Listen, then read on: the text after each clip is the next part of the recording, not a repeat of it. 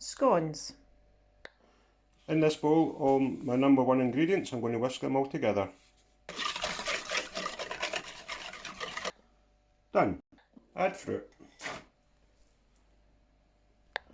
Add flour and mix together. Lightly flour your work surface. Lightly work it together. Just putting a wee bit of flour on it so that it's not too sticky. Don't overwork it. Either push it flat with your hand or use a rolling pin. You want it an inch, 2 to 3 centimetres thick. Don't make it too thin. Flour your ring and cut.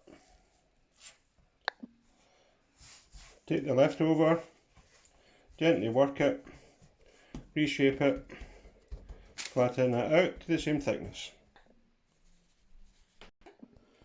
Brush the top with milk. Oven gas mark 7 or 220 degrees Celsius for 12 minutes. Check them.